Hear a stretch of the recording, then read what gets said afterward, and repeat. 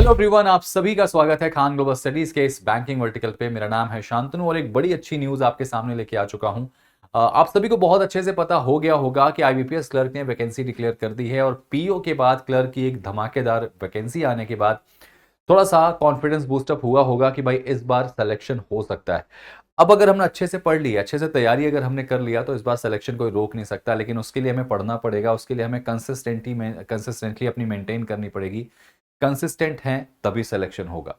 हमारे पास IBPS PO का exam है, हमारे पास एसबीआई पीओ का एग्जाम है, आईबीपीएस क्लर्क की वैकेंसी आ चुकी है, एसबीआई क्लर्क आने वाली है, इसके अलावा एनआईसीएल एओ का एग्जाम है, आईबीपीएस एसओ का एग्जाम है, आरआरबी पीओ का एग्जाम है, आरआरबी क्लर्क का एग्जाम है। इतने सारे एग्जाम हमारे पास हैं और एक सीट हमें चाहिए। अगर यहां भी हम सिलेक्शन नहीं ले पा रहे हैं तो सच में हम बहुत लापरवाही कर रहे हैं। तो जरा इस वैकेंसी के बारे में मैं आपसे डिटेल में बात करने वाला हूं कि क्या कैसे वैकेंसी है, क्या इसमें एज क्राइटेरिया होना चाहिए, क्या क्वालिफिकेशन होनी चाहिए, और को जो भी डिटेल्स आप जो नोटिफिकेशन से नहीं निकाल सकते वो मैं आपको यहां पे देने जा रहा हूं। इस वीडियो को आप पूरा देखिएगा। कोई भी डाउट अगर आपके दिमाग में किसी चीज के रिगार्डिंग है, एक बहुत बड़ा क्वेश्चन मार्क होता है कि सर कंप्यूटर सर्टिफिकेट लगेगा नहीं लगेगा, सर मेरा लास्ट ईयर है ग्रेजुएशन का, क्या मैं फॉर्म भर सकता हूं, ये सारा डाउट आपको क्लियर होगा इस वीडियो में। तो पूरा देखना है इस वीडियो को। मैं इसको छोटा कॉम्पैक्ट और बढ़िया वीडियो आपको बना के दूंगा जिससे आपको सारी डिटेल्स बहुत कम समय में पता चल जाएंगी। बिना समय कमाए यहां पे शुरू करते हैं इस एग्जाम के बारे में। देखिए, क्लर्क का एग्जाम जो होता है ना, आपको सबसे पहले जानना होगा क्लर्क होता क्या है। जैसे आपने बैंक में एंट्री लेते हैं तो वहां पे कैशियर होते हैं, बहुत सारे लोग होते हैं जो आपको कस्टमर को रिप्रेजेंट करते हैं, कस्टमर से डील करते हैं, कस्टमर से बातें करते हैं, चाहे वो कैशियर के फॉर्म में हो चाहे कुछ भी। आप देखेंगे फ्रंट डेस्क पे होते हैं। ये क्लर्कियल पोस्ट होती है। कई बच्चों के दिमाग में ये डाउट रहता है कि सर बैंक में क्लर्क का मतलब चपरासी तो नहीं होता, ऐसा कुछ नहीं होता। ठीक है, एक रेपुटेड जॉब है, एक रेपुटेड सैलरी है, बहुत अच्छी ग्रोथ है, तो आप इसको कर सकते हैं। अगर आपका प्रिपरेशन लेवल ठीक ठाक है तो आप इस एग्जाम को निकाल सकते हैं। अब इस एग्जाम में कितनी वैकेंसी मैं आपको बता देता हूं। 2024 की बात करें दोस्तों तो 2024 में वैकेंसी टोटल 6128 के आसपास थी। 2024 में ये वैकेंसी 6128 के आसपास थी, लेकिन 2025 एक बहुत ही गोल्डन ईयर है दोस्तों, क्योंकि अभी तक 10,277 वैकेंसी डिक्लेयर हो चुकी है। यहां पे देखेंगे मैंने ऊपर स्टार लगाया हुआ है। 10,277 के ऊपर स्टार लगने के पीछे का कारण है कि ये वैकेंसी अभी बढ़ेंगी, क्योंकि टोटल 11 पार्टिसिपेट बैंक है। पार्टिसिपेट बैंक का मतलब यहां पे ये हो जाता है कि आप जब नौकरी पाएंगे तो इन्हीं 11 बैंकों में पाएंगे। वो कौन कौन से बैंक हैं उस बारे में बताऊंगा मैं, और कौन से वो दो बैंक हैं जिन्होंने अपनी वैकेंसी डिक्लेयर नहीं करी है। मतलब 9 बैंक ने टोटल मिला के 10,277 वैकेंसी डिक्लेयर करी है। दो बैंक और अभी जोड़ेंगे तो ये वैकेंसी मान के चलिए आप जाएगी 12,000 से ऊपर। तो कोशिश यही रहेगी कि आप इस बार सिलेक्शन ले लें तो ये वैकेंसी तो बढ़ेगी गाइस। एज क्राइटेरिया की बात करें दोस्तों तो अगर आप जनरल कैटेगरी से हैं तो आपको 20 से 28 साल तक आपकी उम्र होनी चाहिए, यानी 20 साल से कम नहीं और 28 साल से ज्यादा नहीं। अगर आप ओबीसी से हैं तो आपको 3 साल का रिलैक्सेशन मिलता है, यानी आप 31 तक फॉर्म भर सकते हैं। और अगर आप SC ST या PWD से हैं तो आप इसके लिए आपको और रिलैक्सेशन मिलता है 5 साल का। एक्स सर्विसमैन है उसका अलग से आपको यहाँ पे एज रिलैक्सेशन मिलता है। ठीक है, तो जनरल कैटेगरी से आप है तो 20 से 28 के बीच में अगर आपकी एज है, 20 के हो या 28 के हो मैक्सिमम, तो आप इसका फॉर्म भर सकते हैं। क्लियर है। अब इसके बाद यहाँ पर सबसे पहले आपको जानना जरूरी होगा कि इसका फॉर्म का फीस क्या है। तो गाइज SC ST और PWD वाले बच्चे जो हैं तो यहाँ पे उनके लिए 175 रुपए का फॉर्म है। और अगर आप जनरल या अदर कैटेगरी से हैं तो आपको जो है वो 850 रुपए का फॉर्म भरना होगा। और एक बात सबसे जरूरी ध्यान रखिएगा, फॉर्म भर तो आप लेते हैं लेकिन आप मिस्टेक बहुत करते हैं। कई सारे बच्चों ने आईबीपीएस पीओ के फॉर्म में मिस्टेक करी है। हालांकि करेक्शन विंडो ओपन हुई थी, बहुत लोगों ने करेक्शन किया भी है, कुछ लोगों को नहीं भी आया करने। तो मेरा सजेशन है कि जब आप फॉर्म भरें तो थोड़ा सा एकांत मन से, बहुत ही शांतचित्त मन से फॉर्म भरिए। जो भी छोटा बड़ा डिटेल्स है आप भरने के बाद उसको फिल कीजिए। उसके बाद जब एक पूरा फॉर्म भर लेते हैं तो उसके बाद फिर से फॉर्म को मिलाइए कि कहीं आपने डेट ऑफ बर्थ गलत तो नहीं डाल दी, आपने नाम गलत तो नहीं डाल दिया, अपने नाम में सरनेम आपने सही से लिखा है कि नहीं लिखा, आपके 10th की मार्कशीट में मिडिल नेम है और आपने यहाँ पे मिडिल नेम नहीं मेंशन किया। अपना जो भी डिटेल है 10th की मार्कशीट से आपको यहाँ पे फिल करना है। ठीक है, ध्यान रखिएगा। इसके अलावा अगर बात करें क्वालिफिकेशन की तो कई बच्चों का दिमाग में डाउट रहता है कि सर मेरा ग्रेजुएशन फाइनल ईयर है, सर मेरा फाइनल सेमेस्टर है। ध्यान रखिएगा, बैंकिंग के एक आध दो पोस्ट अगर छोड़ दें तो लगभग जितने एग्जाम्स होते हैं बैंकिंग में सब में कंप्लीट ग्रेजुएशन होना चाहिए। आप ग्रेजुएट हो तभी फॉर्म भर सकते हो। आपका परसुइंग है या लास्ट ईयर है, लास्ट सेमेस्टर है, आपके पास वो सारी चीजें एक्सेप्ट नहीं होंगी। आपने अगर ग्रेजुएशन कर लिया है तो ही आप एलिजिबल हो। सर कोई पर्टिकुलर आपके सामने परसेंटेज नहीं है कि आपका 60% होना चाहिए, 70% होना चाहिए। अगर आप पास हैं, ग्रेजुएशन 33% से भी हैं, पास होने चाहिए, तो आपको यहाँ पे फॉर्म भर सकते हैं। कई बच्चों का डाउट होगा, सर मेरा कॉमर्स है, सर मेरा आर्ट्स है, सर मेरा साइंस है। आप किसी भी स्ट्रीम से हो, आप बीटेक वाले हों, आप बीबीए वाले हों, बीकॉम वाले हों, बीए वाले हों, बीएससी वाले हों, और भी कोई डिग्री आपके पास है, ग्रेजुएट हैं, वो भी फॉर्म भर सकते हैं। कई बच्चों के दिमाग में ये भी डाउट आता है, सर मेरा ओपन से मैंने ग्रेजुएशन किया, कोई दिक्कत तो नहीं? कोई दिक्कत नहीं, आप सिर्फ ग्रेजुएट हो, मान्यता प्राप्त यूनिवर्सिटी से ग्रेजुएट हो, डजेंट मैटर कि आपने प्राइवेट में किया है, ओपन में किया है, या फिर आप रेगुलर में किए हो। ठीक है। अगली बात, फॉर्म बेटा 1 अगस्त से भरे जाएंगे। 1 अगस्त से 21 अगस्त इसकी लास्ट डेट दी गई है, मतलब 1/8/2025 से 21/8/2025 तक फॉर्म भर सकते हैं। मेरा छोटा सा सजेशन जो हमेशा आपके लिए रहता है कि फॉर्म कभी भी लास्ट हफ्ते में ना जाके भरें, पहले हफ्ते में फॉर्म भर दें या दूसरे हफ्ते में फॉर्म भर दें, क्योंकि ये फॉर्म आपको बाद में शायद सर्वर इशू की वजह से दिक्कत क्रिएट करे और वहां पे हम पैनिक होकर फॉर्म में गलतियां कर देते हैं। समझ में आई बात? अक्सर मैंने पाया है कि कई सारे बच्चे ये भी लिखते मिलते हैं कि सर मैंने मेल की जगह फीमेल कर दिया जल्दी जल्दी में। अरे इतनी कहाँ जल्दी रहती है यार, फॉर्म को थोड़ा सा एकाग्रचित होकर फॉर्म भरिए, क्योंकि ये आपके करियर की बात है। ठीक है, चलिए, तो यहाँ पे मैंने ये सारी बेसिक इंफॉर्मेशन आपको दे दी है।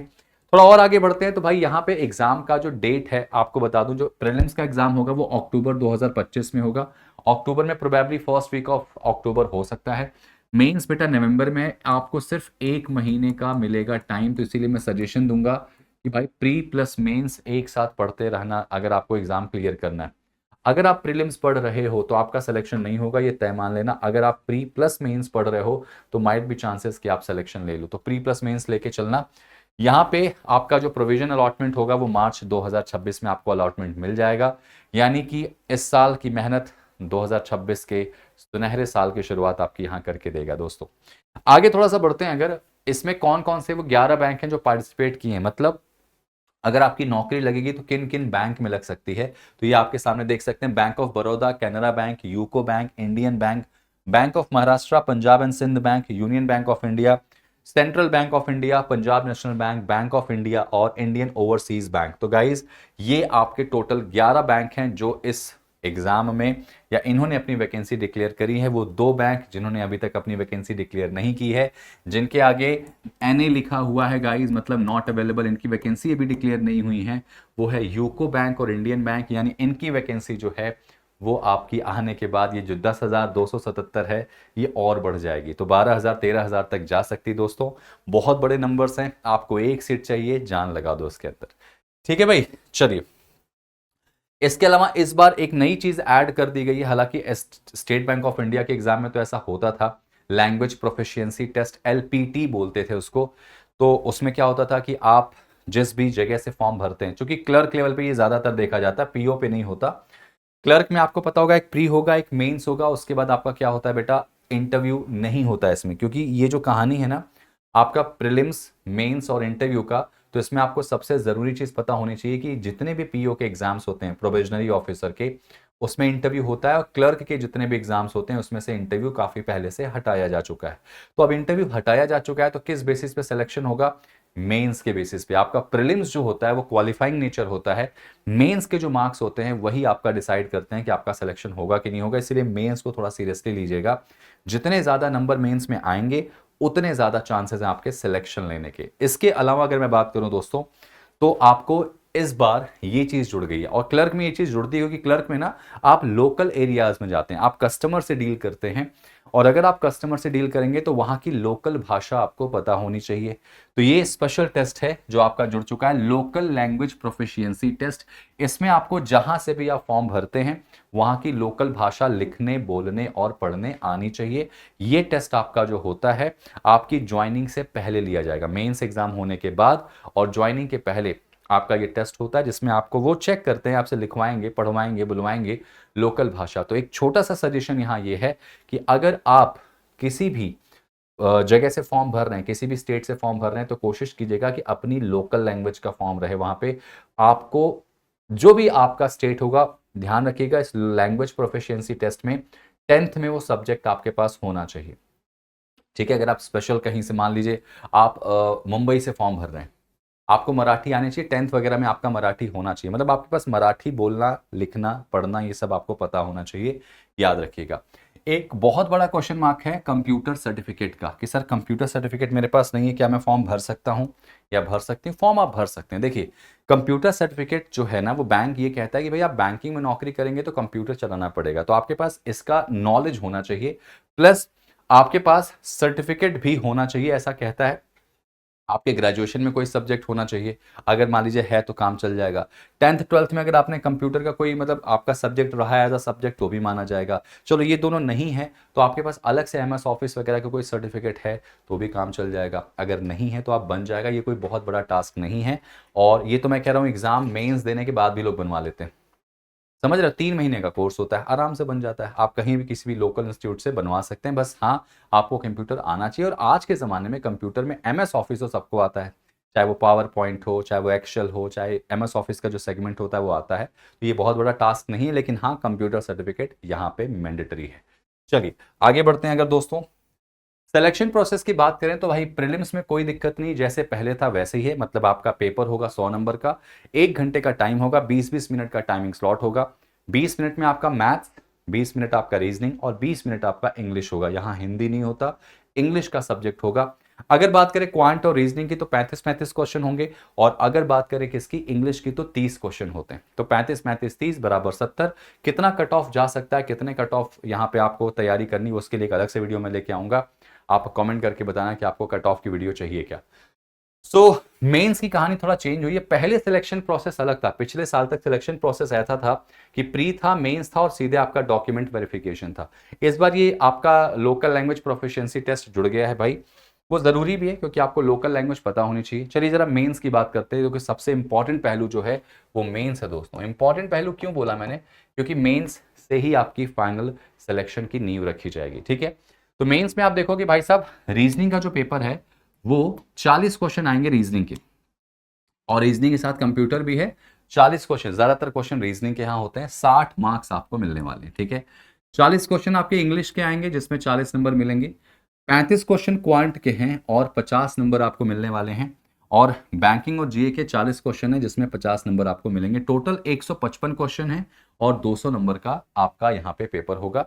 गाइज यहाँ पे ना, यहाँ पे थोड़ा सा चेंजेस हुआ है। पिछले साल के जो हिसाब किताब की बात करूं तो पिछले साल जो मार्क्स थे, मार्क्स सेम इस बार भी हैं कि भैया रीजनिंग में कंप्यूटर मिला के 60 थे, इंग्लिश में 40 थे, क्वांट में पिछले साल जितना स्कोर था स्कोर वही है, लेकिन नंबर ऑफ क्वेश्चन कम कर दिया गया। जैसे अगर बात करें रीजनिंग की तो पिछली बार रीजनिंग के 50 क्वेश्चन आए थे, इस बार 40 हैं रीजनिंग और कंप्यूटर से। अगर बात करें इंग्लिश की तो भाई इसमें कोई चेंजेस नहीं, जैसा था वैसा ही है। क्वांट की बात करें तो टोटल 50 क्वेश्चन पिछली बार थे, इस बार 35 उठा के कर दिया, लेकिन नंबर 50 ही मिलने वाले हैं। अगर बात करें जी और बैंकिंग की तो पिछली बार 50 क्वेश्चन थे 50 मार्क्स के, इस बार 40 क्वेश्चन है 50 मार्क्स के। पिछली बार 190 क्वेश्चन था, टोटल नंबर थे 200, इस बार 155 क्वेश्चन ही है, नंबर यहाँ पे 200 है। मतलब जाहिर सी बात है कि हर क्वेश्चन की वैल्यू बढ़ गई है, क्योंकि हर क्वेश्चन की जो वैल्यू है वो डिसाइड करेगी कि आप सिलेक्शन लेने वाले हैं या नहीं लेने वाले। तैयारियों का इंतजार नहीं करना है, आप तैयारी आज से शुरू करेंगे तब जाके आप तैयारी कर पाएंगे, ठीक है भाई। तो कुछ ऐसी चीजें हैं जो आपको यहाँ पे ध्यान रखनी है। आपको बेसिक जो भी इंफॉर्मेशन थी मैंने दे दी है। अगर आपके दिमाग में लगता है कि कोई डाउट, कोई दुविधा, कोई परेशानी है, कमेंट में मुझे जरूर बताइएगा। क्या तैयारी हो सकती है, किस हम स्ट्रैटेजी को फॉलो करके सिलेक्शन लेना चाहते हैं, उस स्ट्रैटेजी पे अगर आपको बात करनी है मेरे साथ, या आपको लगता है कि सर एक बार थोड़ा सा डिटेल बताइए कि कैसे प्रिपरेशन हमें करनी है, तो कमेंट बॉक्स में मुझे बताना जरूर, मैं इसके ऊपर एक स्पेशल वीडियो लेके आऊंगा। साथ ही साथ हमारी केजीएस बैंकिंग टीम में एक स्पेशल आपका बैच चल रहा है आईबीपीएस का, जिसमें पीओ और क्लर्क दोनों हम कैटर कर रहे हैं।